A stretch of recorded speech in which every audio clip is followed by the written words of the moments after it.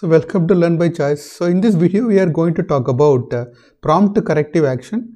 So prompt corrective action is the action initiated by Reserve Bank of India towards certain banks which are not doing well as far as the financials are concerned. So these banks will be having huge NPAs. So these banks will be incurring into loss, and also the return on assets will be continuously negative. So recently you have read a news report about the action initiated by CAG on performance audit of certain banks which have continuously received recapitalization from Government of India. So these banks are being audited, performance audited, and the banks are being continuously recapitalized from the resources of the Government of India.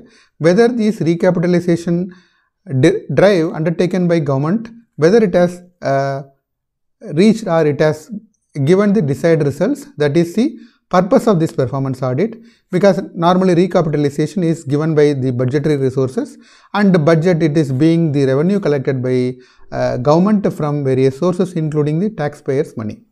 So this capital acquired by banks from government has to be used prudently. So there are various parameters set by Reserve Bank of India to monitor the banks. So one of the parameter is these three parameters, which is capital adequacy norms. It has to show healthy capital adequacy, and also profit has to be made by the banks, commercial banks, and also the NPA, whatever banks is lending as loans, it has to be repaid by the borrower. It's not that all the banks loans are becoming NPAs. So you may be aware that the NPAs in the country is 6% of the GDP. So anything above 6%, if a bank is having NPA, it is not the good sign. So Reserve Bank of India is the banker to all the banks, and it is being lending to the banks in case of need, and also it is also doing various other works, like it is also preserving the foreign exchange, and also it is creating the financial stability of the country, and also it is also performing the creditor to government by way of issuing government securities. So Reserve Bank of India, being the regulator of the banks, it is mandating the banks to fulfill certain norms. So these norms are to be fulfilled by the banks, and if those norms are not fulfilled, then obviously the RBI will step in. And it is not that if the RBI steps in, it has to seek the approval of the respective banks, it can initiate action. So let us see some of the three parameters where the banks are being monitored by Reserve Bank of India, and these three parameters are being monitored especially for the banks which are continuously incurring into loss. So the RBI, they have the role of advisory role, and also it also make changes, and these roles are short term in nature, and the banks whatever is undertaking, it may be causing some kind of temporary uneasiness to the bank, but in the long run it is going to create stability, banking stability, because banks are the vital engines of growth as far as the country is concerned, as far as the economy is concerned. So we will see the three parameters through which the prompt corrective action is being taken, and it's not the prompt corrective action is applicable to all the banks, it is applicable to certain banks, public sector banks and commercial banks. But certain cooperative banks are out of PCA, and we hope that PCA will be applicable to cooperative banks also soon, because a lot of cooperative banks are slipping into trouble, and because of that the depositors are being affected. So the capital adequacy set by the international body, which is the Basel, and it's in Switzerland, it stipulates the bank should have 8% as the capital adequacy. But in the case of India, the Reserve Bank of India mandates the bank should maintain 9% as the capital adequacy. So anything less than 9%, the bank is in trouble.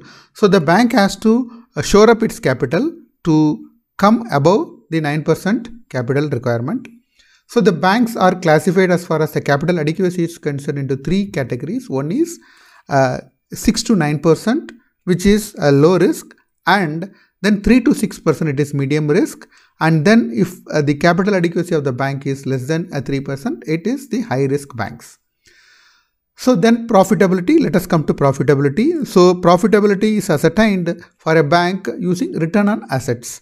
So how the assets of the banks are being effectively leveraged to create profit. So the banks which are creating 1% positive return on assets, it's good. But if the bank which is creating the negative return on assets, even minus 1% also is accepted as per RBI norms. But if the return on asset is minus 2%, it is classified as low risk. And if the negative ROE is minus 3%, then it is classified as medium. Then minus 4% is classified as high risk. So on an average, the NPA of the country as a whole is 6% of the GDP. 9 to 12% is called medium, and above 12% if the bank is having NPA, it is high risk bank. So these banks will be continuously monitored by Reserve Bank of India to come out of these norms set by the bank. So the banks which are in high risk, it has to come to medium risk, and from medium risk it has to come to low risk, and the banks which are in low risk, they have to migrate to no risk category. So there are certain restrictions on these banks if they are under PCA, and some of the restrictions are they cannot open the branches the way it wants, and the repatriation of profits, if it's a foreign bank, they cannot repatriate the profit, and if they are local banks, they cannot distribute the dividends among the shareholders, and they have to make more provisions for certain loans, and there will be a special inspection and audit on these banks, and HR policy also has to be aligned as per the RBI guidelines. And these banks, they cannot pay their staff members, their compensation also has to be approved by Reserve Bank of India. So these are all certain kind of restrictions on these banks. In addition to this, there are also other restrictions. The bank cannot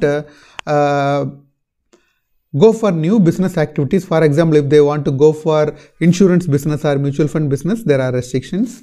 And also the costly CDs, certificate of deposit, they cannot raise, and borrowing by the bank, there are also restrictions, and exposure of these banks to certain sensitive sectors like real estate and other capital market sector, this is also being restricted by Reserve Bank of India. So Reserve Bank of India is formed in the year 1935, and when it was formed, it was a private entity, but it is nationalized in the year 1949, and it is having certain important roles as far as the Indian economy is concerned, and as far as banks are concerned, the RBI is a sole regulator, and the banks, they have to fulfill the norms set by Reserve Bank of India to be performing. And the about the CAG audit, as I told you, the performance audit, and it is being undertaken, especially the banks which are not doing well. The Government of India is funding, because government is being the major shareholder of these banks. It is funding those banks from the its government's resources. So the banks, they have to show performance if they are receiving certain funds from the Government of India. So the CAG is being scrutinizing these banks' performance and examining the growth of these banks so that they are coming out of PCA. The banks which are in PCA and they cannot lend or they cannot renew their existing or enhance the existing credit limit of certain borrowers. Because of that, the borrowers are affected. Even the depositors also affected, because the banks may be merged or may be closed at any time because of their poor performance. So banking is a financial institution. It is being licensed by Reserve Bank of India for the purpose of collecting deposits and also for lending and also offering financial services and also offering wealth management services. It is now the role of RBI is not only licensing these banks but also monitoring these banks, supervising these banks, so that these banks continue to be in the continues to be healthy, so that their overall interest and the purpose of forming these banks are served properly. Thank you for watching Learn by Choice.